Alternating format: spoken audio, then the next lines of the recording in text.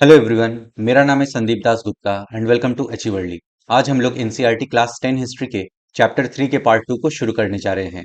Previous chapter के lectures upload हो चुके हैं और मैंने क्लास 10 हिस्ट्री का एक सेपरेट प्लेलिस्ट भी क्रिएट कर दिया है। प्लेलिस्ट का लिंक आपको इस वीडियो के डिस्क्रिप्शन बॉक्स में मिल जाएगा, तो जो लोग नए आए हैं वहां से उन वीडियोस को देख सकते हैं। मैं पढ़ाते हुए इंपॉर्टेंट पॉइंट्स को स्टार मार्क करता हुआ चलूंगा, तो अगर आप बुक से पढ़ रहे हैं आप भी उन पॉइंट्स को स्टार मार्क कर लें, या फिर अगर आप नोट्स बना रहे हैं तो अपने नोट्स में उन पॉइंट्स को लिख लें, कि वहां से क्वेश्चन आने के चांसेस ज्यादा होते हैं। अगर आपको कुछ डाउट हो तो आप मुझसे कमेंट्स में पूछ सकते हैं, या फिर इंस्टाग्राम पे पूछ सकते हैं। इंस्टाग्राम का लिंक आपको इस वीडियो के डिस्क्रिप्शन बॉक्स में मिल जाएगा। एनसीईआरटी के बुक्स को आप एनसीईआरटी की वेबसाइट से फ्री में डाउनलोड कर सकते हैं, तो वहां से आप इस बुक को डाउनलोड कर लें और आज का लेक्चर देखने के बाद एक बार इस चैप्टर को पढ़ लें, जिससे कि आपको और अच्छे से समझ में आ जाएगा।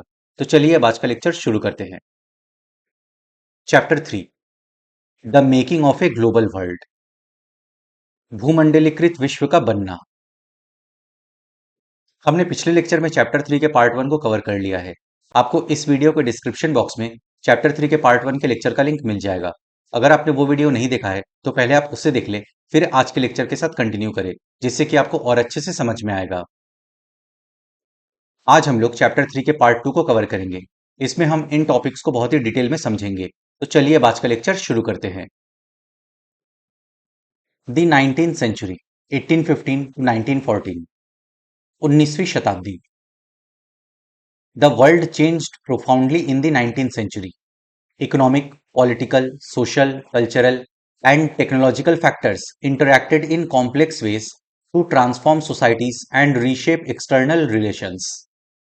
19th सेंचुरी में दुनिया बहुत तेजी से बदलने लगी। इकोनॉमिक, पॉलिटिकल, सोशल, कल्चरल और टेक्नोलॉजिकल फैक्टर्स ने सोसाइटीज को ट्रांसफॉर्म करना शुरू कर दिया, और तो और एक्सटर्नल रिलेशंस यानी फॉरेन रिलेशंस को रिशेप करना शुरू कर दिया। 19वीं सदी में दुनिया तेजी से बदलने लगी। आर्थिक, राजनीतिक, सामाजिक, सांस्कृतिक और तकनीकी कारकों ने पूरे के पूरे समाजों की कायापलट कर दी और विदेश संबंधों को नए ढर्रे में ढाल दिया।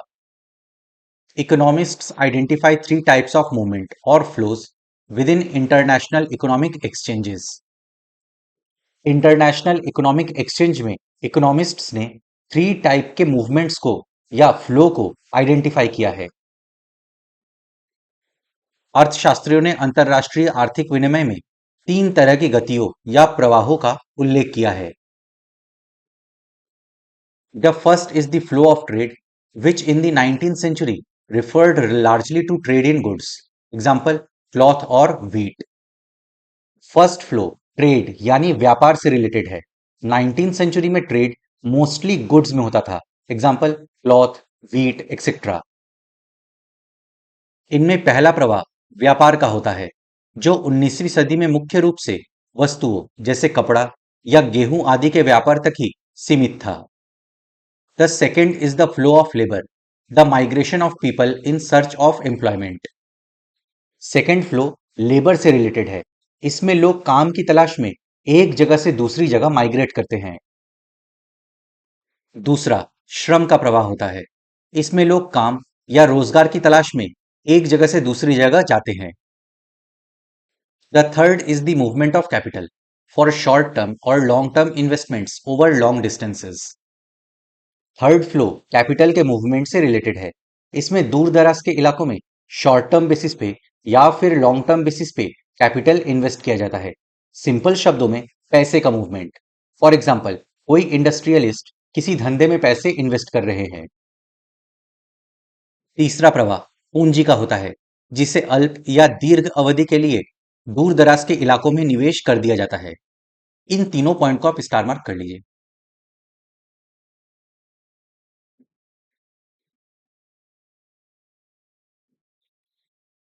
All three flows were closely interwoven and affected people's lives more deeply now than ever before. ये तीनों फ्लोस एक दूसरे के साथ कनेक्टेड थे और ये लोगों के जीवन पर भी प्रभाव डालते थे, क्योंकि ट्रेड, लेबर और कैपिटल मूवमेंट ऐसी चीजें थी जिससे लोग डेली बेसिस पे जुड़े हुए थे। ये तीनों तरह के प्रवाह एक दूसरे से जुड़े हुए थे और लोगों के जीवन को प्रभावित करते थे। The interconnections could sometimes be broken. For example, labor migration was often more restricted than goods और capital flows.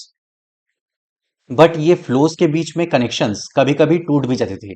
For example, goods और कैपिटल के मूवमेंट ज्यादा होते थे, उसमें ज्यादा रिस्ट्रिक्शन नहीं था, बट लेबर माइग्रेशन में मोस्टली रेस्ट्रिक्शंस थे। कभी कभी इन कारकों के बीच मौजूद संबंध टूट भी जाते थे।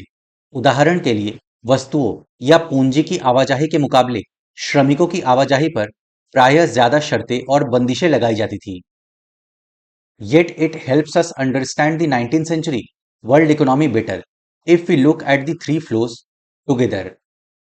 फिर भी अगर हम इन तीनों फ्लोज का एक साथ स्टडी करें तो 19th सेंचुरी के वर्ल्ड इकोनॉमी को अच्छे से समझा जा सकता है। फिर भी यदि हम इन तीनों प्रवाहों का एक साथ अध्ययन करें तो 19वीं सदी की विश्व अर्थव्यवस्था को ज्यादा अच्छी तरह समझ सकते हैं। A world economy takes shape. विश्व अर्थव्यवस्था का उदय। A good place to start is the changing pattern of food production and consumption in industrial Europe.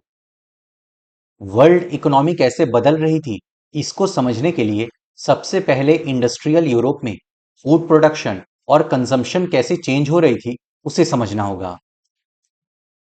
इस विषय को समझने के लिए सबसे पहले औद्योगिक यूरोप में खाद्य उत्पादन और उपभोग के बदलते रुझानों पर विचार करें तो बेहतर होगा। Traditionally, countries like to be self-sufficient in food, but in 19th century Britain, self-sufficiency in food meant lower living standards and social conflict. Why was this so? Normally सभी देश ये चाहते हैं कि वे फूड के मैटर में सेल्फ सफिशिएंट यानी आत्मनिर्भर हो। मतलब देश के अंदर ही फूड प्रोडक्शन को बढ़ाया जा सके ताकि सभी लोग फूड का कंजम्पशन आराम से कर सके। बट 19th सेंचुरी ब्रिटेन में अगर वे सेल्फ सफिशिएंट होने जाते तो वहां के लोगों का लिविंग स्टैंडर्ड गिर जाता और सोसाइटी में कन्फ्लिक्ट पैदा हो जाती। ऐसा क्यों होता, इसको समझते हैं। सामान्य रूप से सभी देश भोजन के मामले में आत्मनिर्भर होने का प्रयास करते रहे हैं, लेकिन 19वीं सदी के ब्रिटेन की बात अलग थी। अगर उस समय ब्रिटेन खाद्य आत्मनिर्भरता के रास्ते पर चलता तो वहां के लोगों का जीवन स्तर गिर जाता और सामाजिक तनाव फैलता। आइए देखें कि इस आशंका के पीछे क्या कारण थे। Population growth from the late 18th century had increased the demand for food grains in Britain. Late 18 century से ही ब्रिटेन में पॉपुलेशन बढ़ रही थी, और जब पॉपुलेशन बढ़ रही थी तो फूड ग्रेन्स की डिमांड भी बढ़ रही थी। 18वीं सदी के आखिरी दशकों में ब्रिटेन की आबादी तेजी से बढ़ने लगी थी। नतीजा, देश में भोजन की मांग भी बढ़ी। As urban centres expanded and industry grew, the demand for agricultural products went up, pushing up food grain prices. जैसे जैसे शहर फैले, इंडस्ट्री सेटअप होने लगी तो लोग इन क्षेत्रों में बसने लगे और एग्रीकल्चरल प्रोडक्ट्स की डिमांड बढ़ने लगी, और फूड ग्रेन्स की डिमांड बढ़ी तो उनकी कीमत भी बढ़ गई। जैसे जैसे शहर फैले और उद्योग बढ़ने लगे, कृषि उत्पादों की मांग भी बढ़ने लगी, कृषि उत्पाद महंगे होने लगे। Under pressure from landed groups, the government also restricted the import of corn. बड़े बड़े भूस्वामियों के प्रेशर में आकर गवर्नमेंट ने कॉर्न के इंपोर्ट पर रेस्ट्रिक्शंस लगा दिया। बड़े भूस्वामी बस अपने फायदे के बारे में सोच रहे थे। दूसरी तरफ बड़े भूस्वामियों के दबाव में सरकार ने मक्का के आयात पर भी पाबंदी लगा दी थी। The laws allowing the government to do this were commonly known as the corn laws. जिन लॉज के सहारे गवर्नमेंट कॉर्न के इंपोर्ट पे रेस्ट्रिक्शंस लगाती थी, उन लॉज को कॉर्न लॉज कहा जाता था। जिन कानूनों के सहारे सरकार ने ये पाबंदी लागू की थी, उन्हें कॉर्न लॉ कहा जाता था। इस पॉइंट को आप स्टार मार्क कर लीजिए।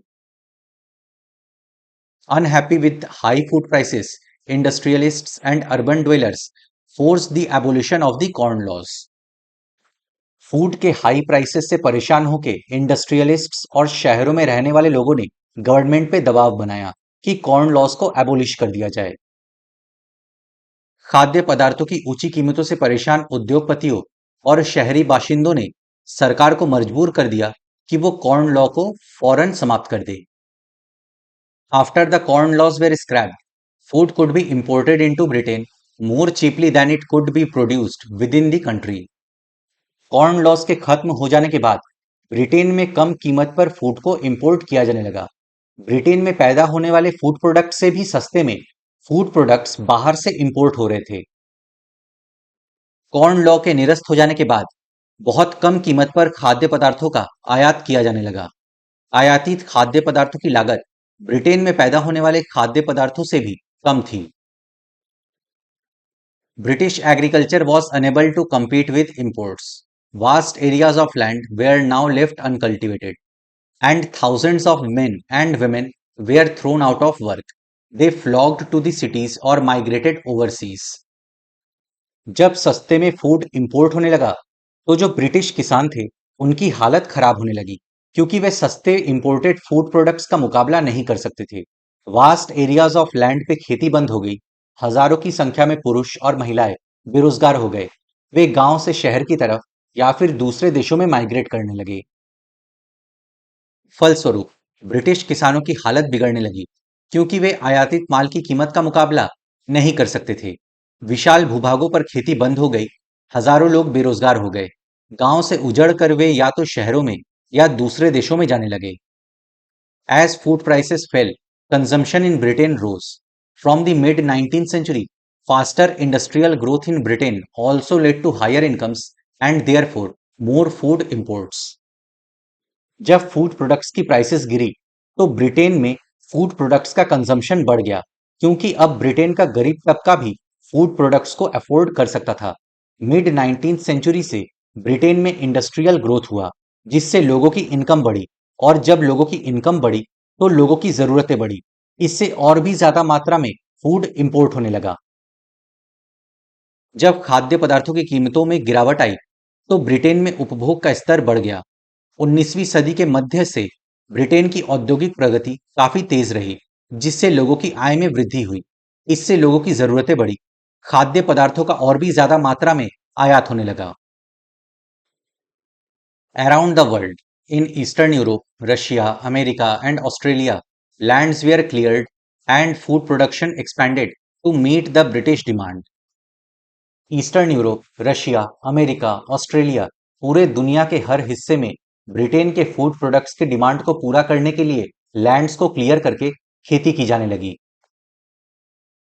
पूर्वी यूरोप, रूस, अमेरिका और ऑस्ट्रेलिया, दुनिया के हर हिस्से में ब्रिटेन का पेट भरने के लिए जमीनों को साफ करके खेती की जाने लगी। It was not enough merely to clear lands for agriculture. Railways were needed to link the agricultural regions to the ports. खेती के लिए सिर्फ जमीन साफ करना काफी नहीं था। एग्रीकल्चरल रीजन्स को पोर्ट्स यानी बंदरगाहों से जोड़ने के लिए रेलवेज की जरूरत थी, ताकि फूड प्रोडक्ट्स को एग्रीकल्चरल रीजन से रेलवेज के माध्यम से बंदरगाहों तक पहुंचाया जा सके। फिर पोर्ट से फूड प्रोडक्ट्स को शिप पे लोड किया जाता था और ब्रिटेन भेजा जाता था। खेती के लिए जमीन को साफ कर देना ही काफी नहीं था। खेतीहर इलाकों को बंदरगाहों से जोड़ने के लिए रेलवे की भी जरूरत थी। New harbors had to be built and old ones expanded to ship the new cargoes. People had to settle on the lands to bring them under cultivation. This meant building homes and settlements. ज्यादा तादाद में cargoes को Britain भेजने के लिए नए harbours बनाना और पुराने हार्बर्स को फैलाना जरूरी था।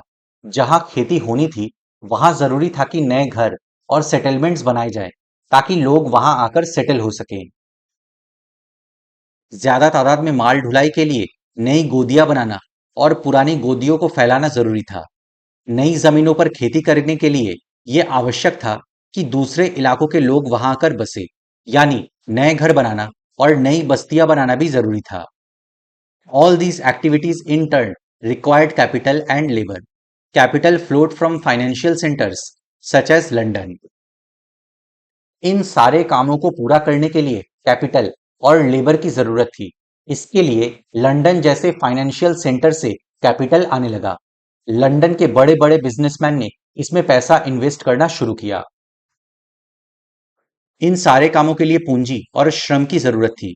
इसके लिए लंदन जैसे वित्तीय केंद्रों से पूंजी आने लगी।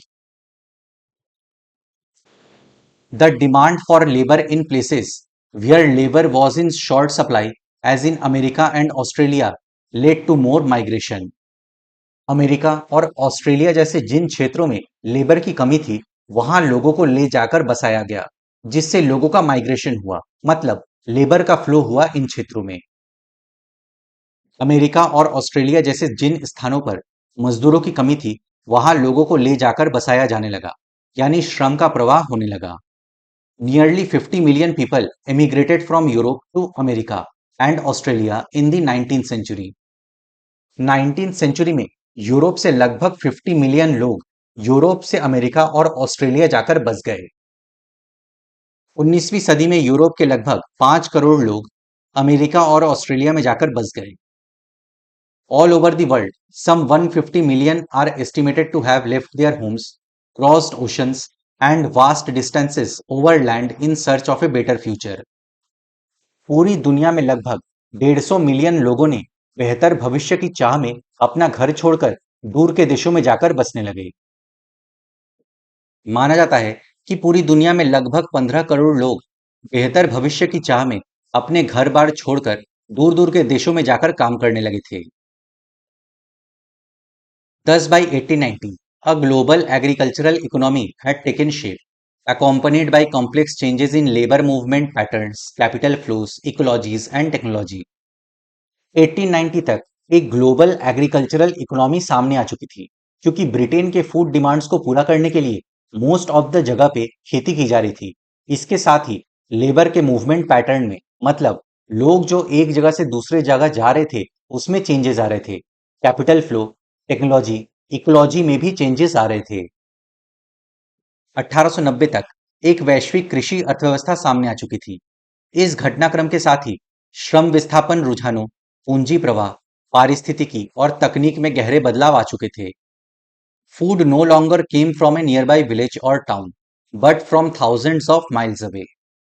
अब फूड प्रोडक्ट्स ब्रिटेन के पास के किसी गांव से नहीं आ रहा था, बल्कि हजारों मील दूर से आ रहा था।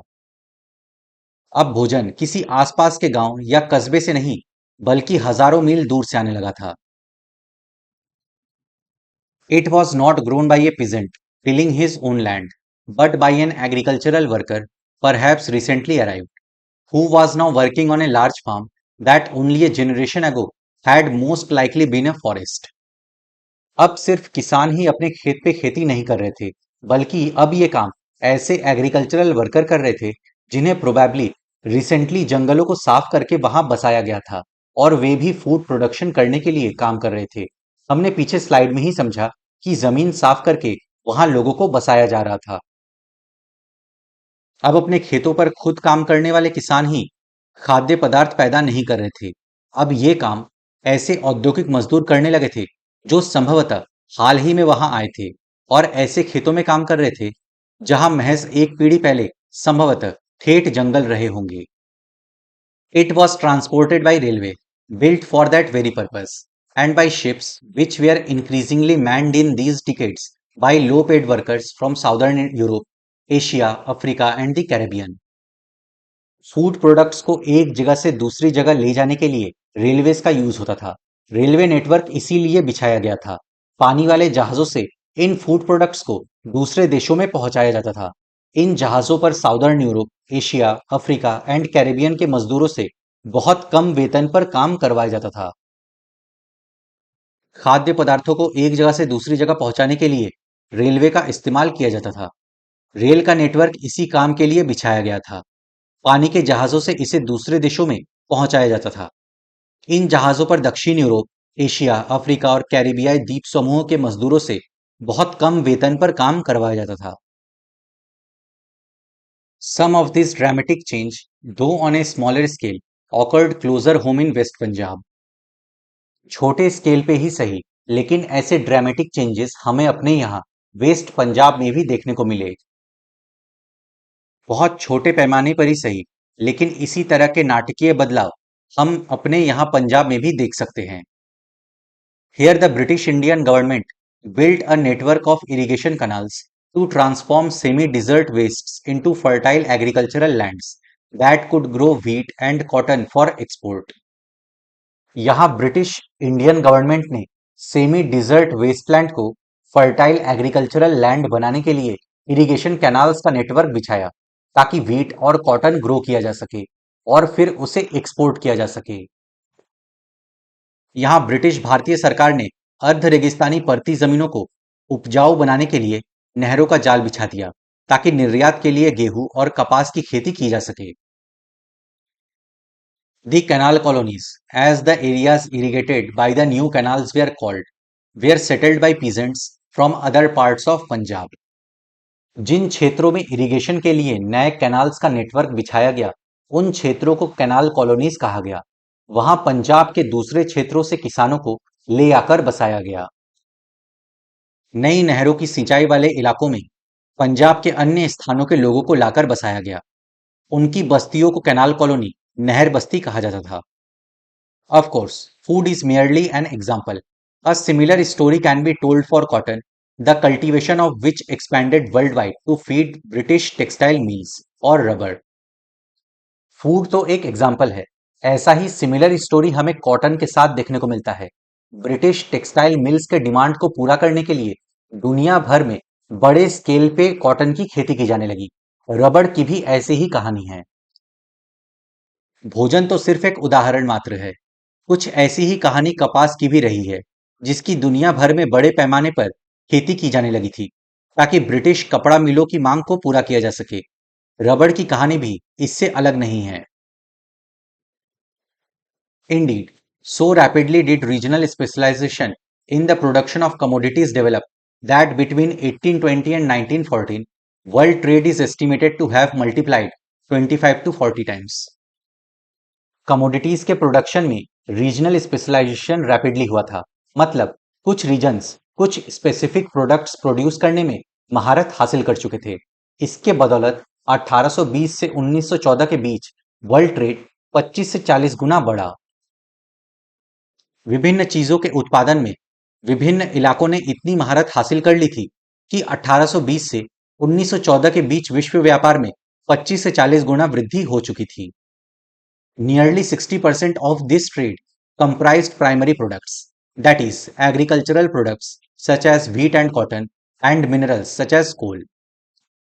जिसमें 60% ट्रेड प्राइमरी प्रोडक्ट्स का था। प्राइमरी प्रोडक्ट्स मतलब व्हीट, कॉटन जैसे एग्रीकल्चरल प्रोडक्ट्स और कोल जैसे मिनरल्स, क्योंकि सेकेंडरी सेक्टर में प्रोडक्ट्स बनाने के लिए भी प्राइमरी प्रोडक्ट्स की जरूरत थी। इस व्यापार में लगभग 60% हिस्सा प्राथमिक उत्पादों यानी गेहूं और कपास जैसे कृषि उत्पादों तथा कोयले जैसे खनिज पदार्थों का था।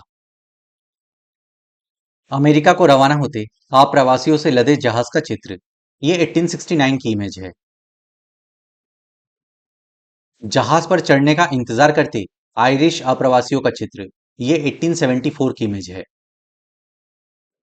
अब हम लोग का नेक्स्ट टॉपिक है रोल ऑफ टेक्नोलॉजी, तकनीक की भूमिका। What was the role of technology in all this? The railways, steamships, the telegraph, for example, were important inventions without which we cannot imagine the transformed 19th century world. हमने जो events के बारे में पढ़ा, इसमें टेक्नोलॉजी का क्या role था? Railways, telegraph, steamships etcetera important innovations के एग्जाम्पल है। इनके बिना 19th सेंचुरी में आए चेंजेस के बारे में हम इमेजिन भी नहीं कर सकते। इस घटनाक्रम में तकनीक की क्या भूमिका रही? रेलवे, भाप के जहाज, टेलीग्राफ, ये सब तकनीकी बदलाव बहुत महत्वपूर्ण रहे।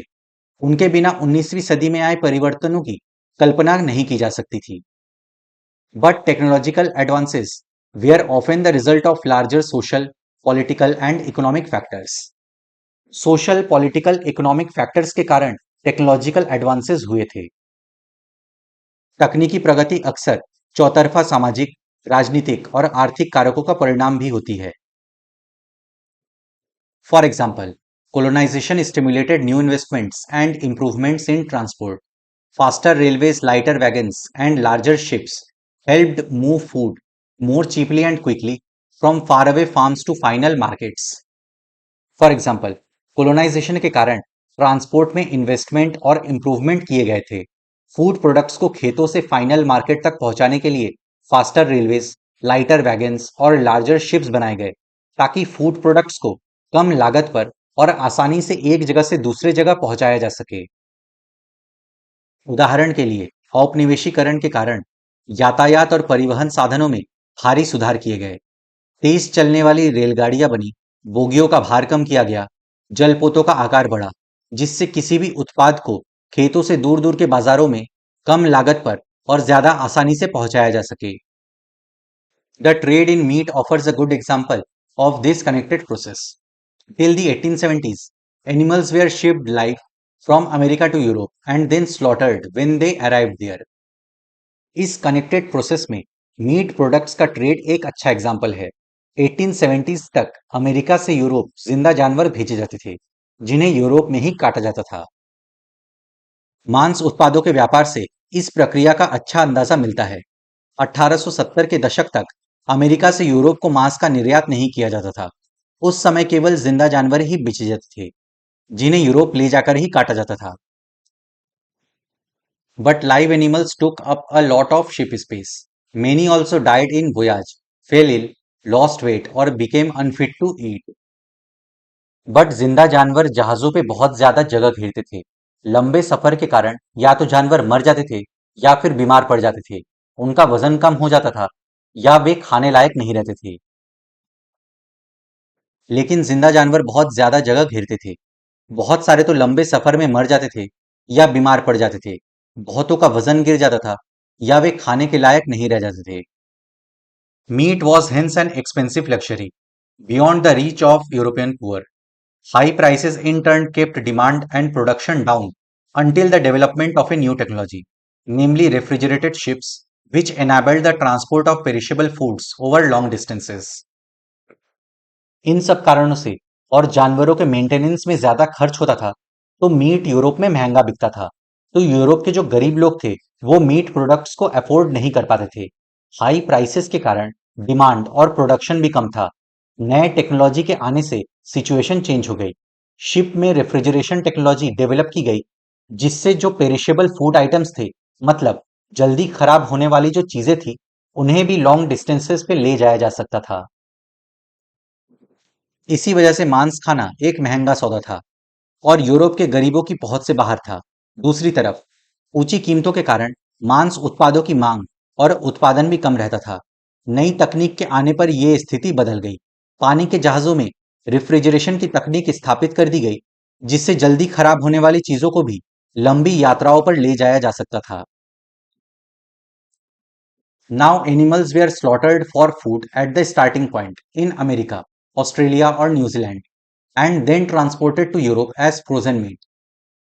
अब अमेरिका, ऑस्ट्रेलिया या न्यूजीलैंड में ही जानवरों को काट लिया जाता था और शिप के रेफ्रिजरेशन सिस्टम में रखकर यूरोप भेजा जाता था।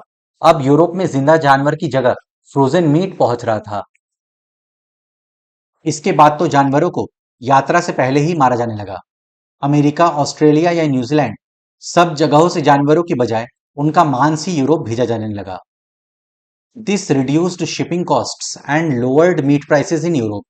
The poor in Europe could now consume a more varied diet. इससे शिपिंग कॉस्ट भी कम हो गया और यूरोप में मीट प्राइसेस भी कम हो गया। अब यूरोप में जो गरीब तबका था, वो अब इसको अफोर्ड कर सकता था। इससे उनकी डाइट में वैरायटी आई। इससे न केवल समुद्री यात्रा में आने वाला खर्च कम हो गया, बल्कि यूरोप में मांस के दाम भी गिर गए।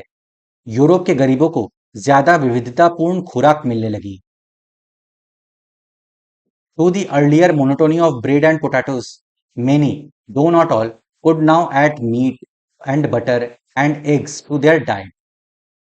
पहले उनके पास खाने को बस ब्रेड और आलू होते थे। अब उनके डाइट में मीट, बटर, एग्स भी शामिल हो गया था। पहले उनके पास सिर्फ आलू और ब्रेड होते थे। अब बहुत सारे लोगों के भोजन में मांसाहार और मक्खन व अंडे भी शामिल हो गया।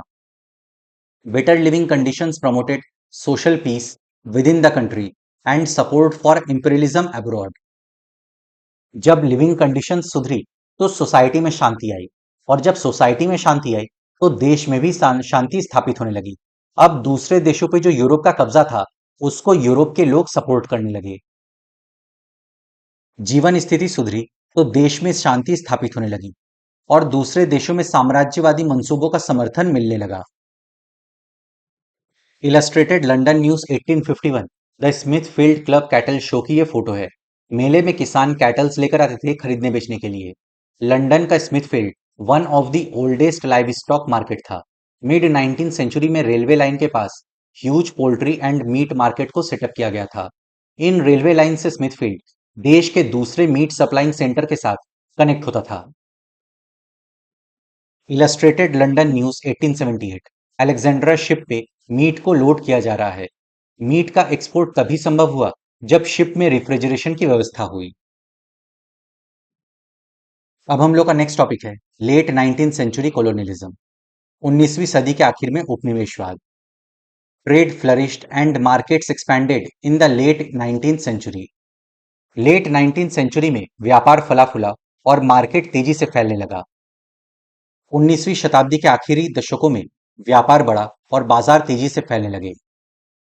But this was not only a period of expanding trade and increased prosperity.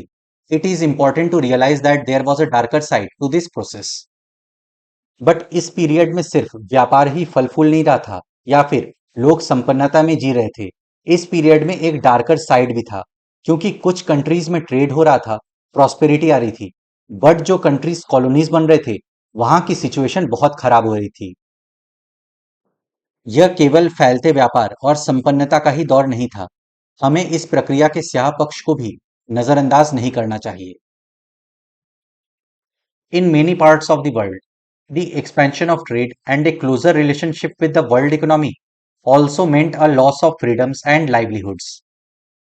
जैसे जैसे ट्रेड में एक्सपेंशन हुआ और वर्ल्ड इकोनॉमी के साथ क्लोजर रिलेशनशिप बना, वैसे वैसे दुनिया के बहुत सारे हिस्सों में स्वतंत्रता और लाइवलीहुड यानी आजीविका के साधन छिनने लगे, क्योंकि जहां जहां कोलोनाइजेशन हुआ वहां वहां लोगों की स्वतंत्रता छिन गई, लोगों के काम धंधे चौपट हो गए। व्यापार में इजाफे और विश्व अर्थव्यवस्था के साथ निकटता का एक परिणाम यह हुआ कि दुनिया के बहुत सारे भागों में स्वतंत्रता और आजीविका के साधन छिनने लगे। Late 19th century, European conquest produced many painful economic, social, and ecological changes through which the colonized societies were brought into the world economy. जो यूरोपियन कॉन्क्वेस्ट हुआ था उसका पेनफुल रिजल्ट देखने को मिला लेट 19th सेंचुरी में, चाहे economic changes की बात करें या फिर सोशल एंड इकोलॉजिकल चेंजेस की बात करें। जो कोलोनाइज्ड सोसाइटीज थे, मतलब यूरोपियन पावर्स ने जहां जहां कब्जा करके रखा था, उनको वर्ल्ड इकोनॉमी में शामिल कर लिया गया। 19वीं सदी के आखिरी दशकों में यूरोपियों की विजयों से बहुत सारे कष्टदायक आर्थिक, सामाजिक और पारिस्थितिकीय परिवर्तन आए और औपनिवेशिक समाजों को विश्व अर्थव्यवस्था में समाहित कर लिया गया। Look at the map of Africa. You will see some countries' borders run straight, as if they were drawn using a ruler. जरा अफ्रीका के मानचित्र को देखिए। आप पाएंगे कि वहां के कुछ देशों की सीमाएं तो बिल्कुल सीधी लकीर जैसी हैं, मानो उन्हें स्केल रखकर खींचा गया हो। देखिए, ये 19th सेंचुरी के एंड में कॉलोनियल अफ्रीका का मैप है। यहाँ पे आप देख सकते हैं डिफरेंट यूरोपियन पावर्स ने अफ्रीका पर कब्जा करके रखा हुआ है। आप अफ्रीका के बॉर्डर्स को देख सकते हैं, ऐसा लगता है जैसे स्केल रखकर यहाँ पे बॉर्डर्स खींचे गए हों। Well, in fact, this was almost how rival European powers in Africa drew up the borders demarcating their respective territories. Actually में हुआ भी ऐसा ही था। राइवल यूरोपियन पावर्स ने अपने अपने क्षेत्रों को बांटने के लिए इसी तरीके से अफ्रीका में बॉर्डर्स खींच दिए थे। दुर्भाग्यवश यही हुआ भी था। अफ्रीका पर कब्जे की कोशिश में लगी प्रतिद्वंदी यूरोपीय ताकतों ने अपने अपने इलाके बांटने के लिए प्रायः इसी तरीके का सहारा लिया था। In 1885, the big European powers met in Berlin to complete the carving up of Africa between them. 1885 में बिग यूरोपियन पावर्स मिले बर्लिन में और अफ्रीका के मैप पर ऐसे लाइंस खींच के उसके क्षेत्र को आपस में बांट लिया। 1885 में यूरोप के ताकतवर देशों की बर्लिन में एक बैठक हुई, जिसमें अफ्रीका के नक्शे पर इसी तरह लकीरें खींचकर उसको आपस में बांट लिया गया था।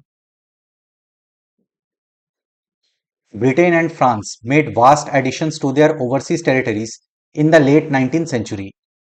लेट 19th सेंचुरी में ब्रिटेन और फ्रांस ने अपने ओवरसीज टेरिटरी में बहुत ज्यादा वृद्धि कर ली थी।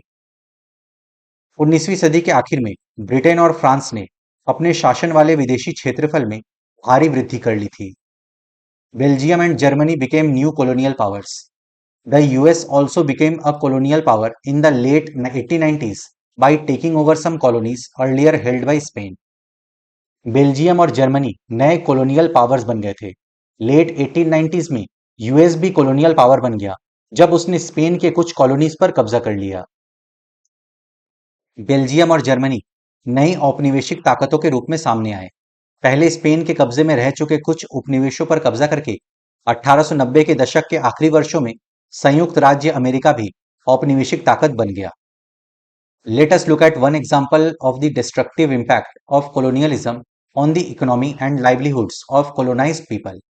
आइए देखें कि उपनिवेशवाद से औपनिवेशिक समाजों की अर्थव्यवस्था और रोजी रोटी के साधनों पर क्या असर पड़ा।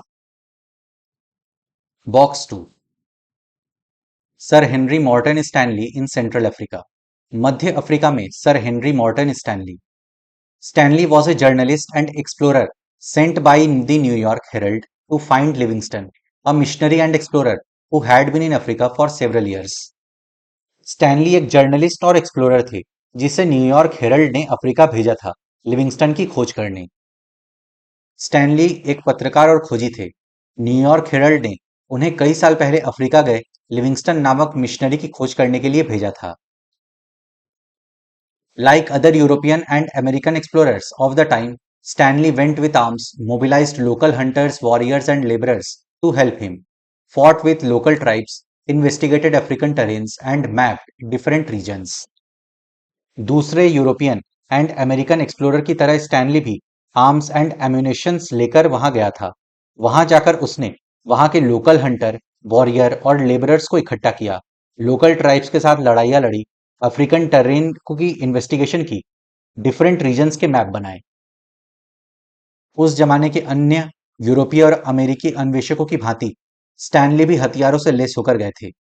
उन्होंने वहां जाकर स्थानीय शिकारियों, योद्धाओं और मजदूरों को इकट्ठा किया, स्थानीय कबीलों के साथ लड़ाइयां लड़ी, अफ्रीकी भूदृश्य की पड़ताल की और विभिन्न इलाकों के नक्शे बनाए।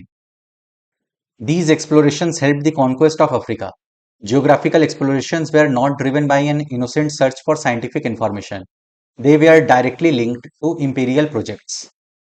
बाद में इन एक्सप्लोरेशन से अफ्रीका पर कब्जा करने में मदद मिली। ऐसे जियोग्राफिकल एक्सप्लोरेशन सिर्फ साइंटिफिक इंफॉर्मेशन प्राप्त करने के लिए नहीं किए जाते थे, उनका इंपीरियल प्रोजेक्ट के साथ डायरेक्ट लिंक होता था। इंपीरियलिज्म यानी साम्राज्यवाद फैलाने के लिए जियोग्राफिकल एक्सप्लोरेशंस किए जाते थे दूसरे देशों में। बाद में इन खोजों और अन्वेषों से अफ्रीका को जीतने में मदद मिली। ऐसे भौगोलिक अन्वेषण केवल वैज्ञानिक जानकारियां इकट्ठा करने की सामान्य इच्छा से प्रेरित नहीं होते थे, उनका साम्राज्यवादी योजनाओं से सीधा संबंध होता था। इलस्ट्रेटेड लंदन न्यूज 1871 में सर हेनरी मॉर्टन स्टैनली और उनकी टोली सेंट्रल अफ्रीका में है। तो फ्रेंड्स, इसी के साथ हम लोग का आज का लेक्चर समाप्त होता है। अब नेक्स्ट लेक्चर में हम लोग चैप्टर 3 के पार्ट 3 को कवर करेंगे। मैं आशा करता हूं आपको सब कुछ समझ में आ गया होगा।